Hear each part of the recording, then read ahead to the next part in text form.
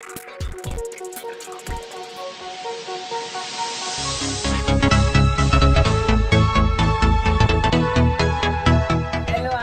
to WAVEStv this evening. My name is Nimat Alesh Lawyer. This is the program that keeps you updated about the day's events. And I have my co-host in the studio with me, Aderele Ijelu.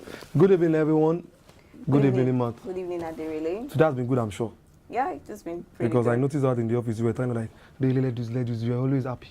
Well, the year is coming to an end and we need to keep ourselves happy. 2018 is just, how many days? I think today is what, Nimat? Today is 18. Yeah. Oh yeah, do the subtraction and addition, everything, please tell me, because I'm not good at mathematics. Tell me, please, don't disgrace me. The relative year 16 days. Interesting. Am I correct? See how good you were. So what's been trending? A lot of things, but today there's something tragic that happened along First Stack, 5-star, 5-star. Bus conductor set ablaze for stabbing passenger to death over 100 naira. 100 naira change. Let me put it that way, 100 naira change. Look, let me give you more details about it. All right. A Lagos bus conductor was set ablaze this morning after he stabbed a passenger to death around the 5-star bus stop area along First Stop, Lagos. The sad incident was said to have occurred after the passenger alighted from the bus and asked the bus conductor for his 100 naira change. The conductor refused to give him his 100 naira balance, after which both got into an argument. And as the argument intensified, the conductor took a knife from the wares of a Hausa man selling hardware by the roadside and stabbed the passenger, who died immediately. So what happened? People on the street, on the road, set the car and the conductor ablaze. So what about others that were in the car? Definitely they are going to run away. They left the car, they ran away. Oh, that's really tragic. I don't know, because I've experienced something like this concerning this conductor driver giving yes, I was coming back like that from the office that I was putting on suit. So the man thought like, oh, you putting on suit, you are not going to argue. But Nima, trust me, I gave that conductor big time, like, forget it, I'm putting on suit, I'm going to deal with you, give me my change. Like, but I thought you were this. I said, forget it, because I'm putting on suit doesn't mean you are not going to give my change. I know my right. Then I changed, but they gave me the change. But I don't know why these people just do this, they constantly thinking, because they are conducting the car. Exactly. And I've met very reasonable ones. When they speak good command of English, and I'll be wondering that, okay, if you can be here as a bus conductor, that means you can actually do well in other people. But there are some that the tout level in them is on the highest part. I don't think I've seen there was also an incident like that, coming to work early in the morning, then on this change issue, collecting money and stuff like that, the guy was ready to tear the man with a blade. And I'll be like, really? On top of his own change? Like, it doesn't make sense. I think the issue of change happens every time. Give me change, I don't have change. Some people think, enter with your change, enter with it, but we stubborn because of it shouldn't lead to violence. Maybe I guess the conductor was drunk, or he has taken something like weed, what have you, I don't know. Because how can you just stab someone because of 100 naira change? Now you guys are no more. Well, such is life. Moving on, Nestle Nigeria restates commitment to responsible sourcing. Nestle Nigeria restated its commitment to responsible sourcing at its last Suppliers Day event held in Lagos. The event united all key players who supply raw materials, packaging materials, services, and indirect materials to Nestle. This was an opportunity to consolidate existing relationships as well as ensure best practices in sourcing.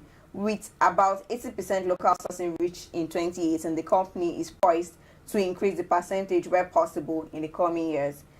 So it's a really good thing. Having to imbibe the use of local materials and indigenous materials in your products, it gives confidence to those that makes this product, and we take in their product, we know that, okay, yes, we're getting from the good source. Exactly, from the good source, exactly. And something about it, because when I noticed that, okay, because towards the end of the year, because the year is coming to an end, they're trying to gather everybody together, from the manufacturer to the consumer together. Because Nestle is a big company. Very big company. And I'm sure others are going to emulate them to like towards the end of the year, they should call their customers and say, okay, let's have just like a little get together.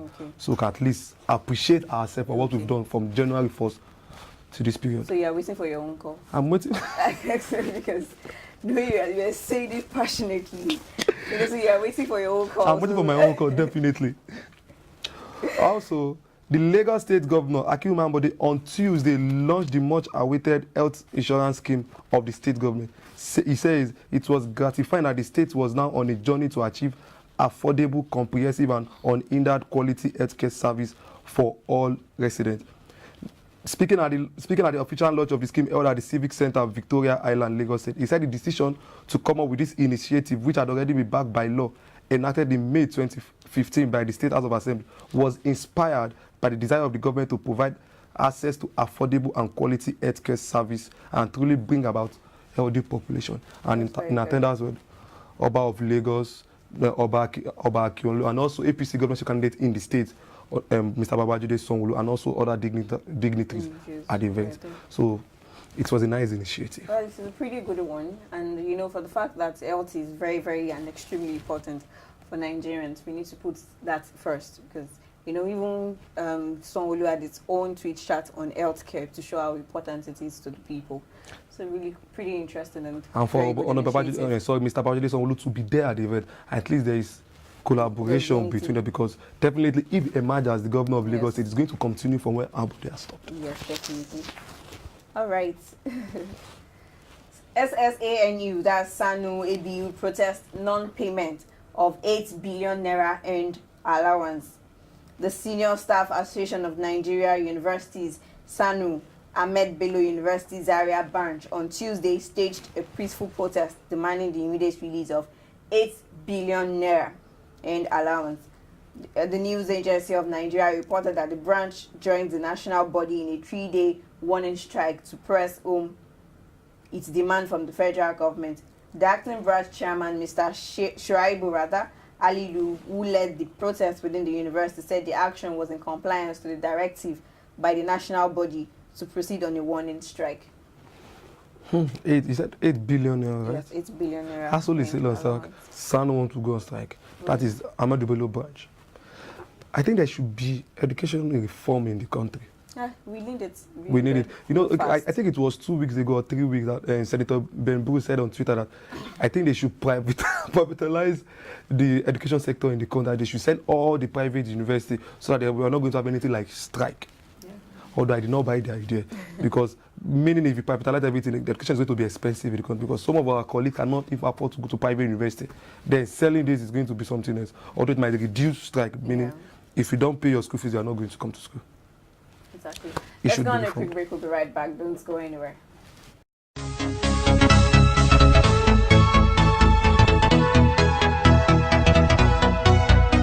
Good evening, everybody. Welcome to Politics Updates on WAVEStv this evening.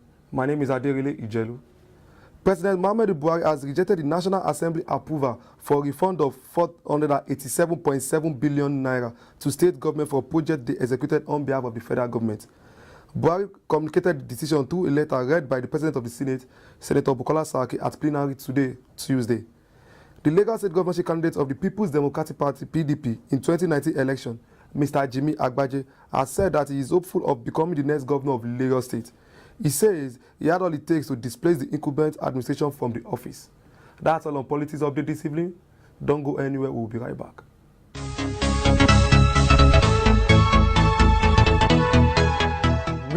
Good evening, everybody. My name is Lucky Audio, and this is still WAVEStv this evening. It's been a spectacular day. It's been drama all day, and before the end of the program, I'll be giving you what that drama is. But starting off, Onazi is committed to playing for the Super Eagles. Super Eagles midfielder Ogeni Onazi has reiterated his desire to return to the team, insisting he will always be happy to play for his country. Onazi, 25, missed the Super Eagles three matches through injury as Nigeria qualified to feature in their first Africa Cup of Nations competition since winning the tournament in 2013. His performance in his last appearance away to Seychelles after the World Cup raised question marks over his form and fitness, but the midfielder insists he's back to his best form at Trabzonspor. Also, Agu has made the Portuguese team of the week as well. That's Mikel Agu, Nigerian midfielder. Also, what has trended over the past few hours is the big one. Jose Mourinho has been sacked as Manchester United coach. It's understood that Mourinho was sacked at around 9 a.m. on Tuesday, that is today, in a face-to-face meeting with the executive vice chairman Ed Woodward at United's Carrington's training base. Woodward was keen to speak to Mourinho in person to tell him of the board's decision, where after that the Portuguese then departed Carrington at around 12:20 p.m. today. Michael Carrick will take over as the first team affairs before a manager is put in charge until the end of the season. The interim appointment, which is understood to be someone from outside the club, is expected to be announced within the next 48 hours. So let's just keep our ears down and we'll now find out who will be the next Manchester United head coach. That's all we have on WAVEStv this evening. Just hang around and we'll give you the best of everything as we go along.